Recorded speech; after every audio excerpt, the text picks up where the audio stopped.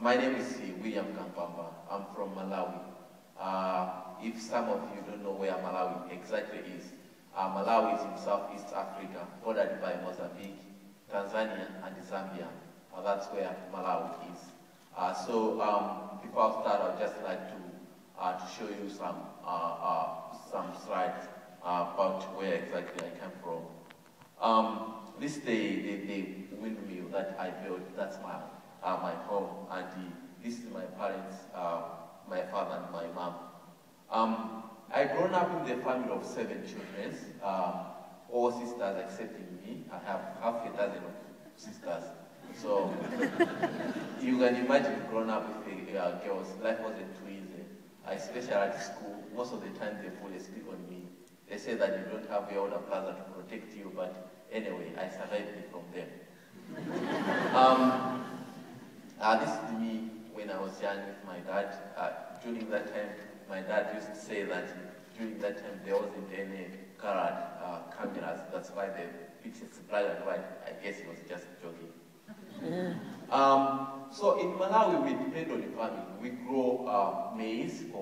Maize is our staple food, so we grow it to eat. That's the maize, the food that we grow. That's my dad, and we make our food using the maize.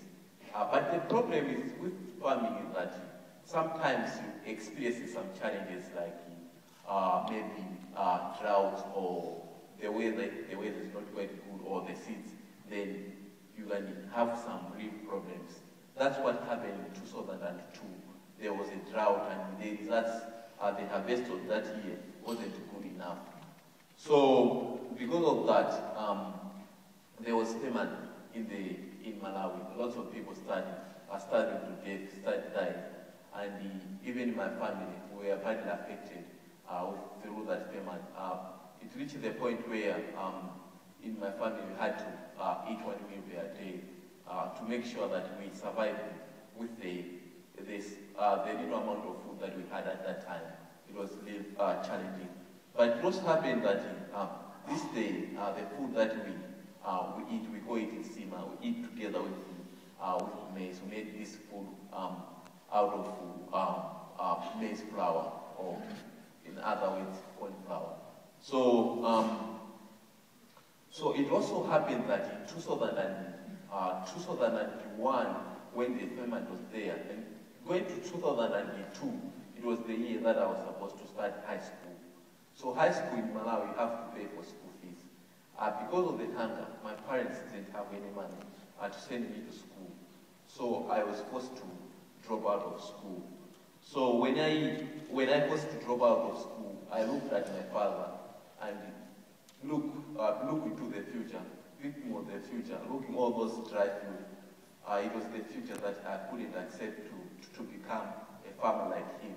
It's not that I hate farming. I love farming, but farming to live it's not a good thing to do because sometimes when there's a drought problem, then you'll be really in trouble. Or either if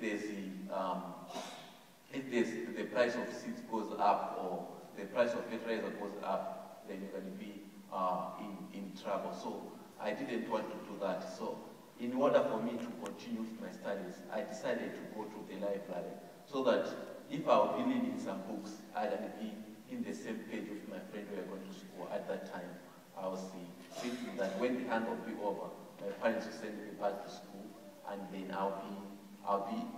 when I will be back to school, I shouldn't be behind from the rest of the students.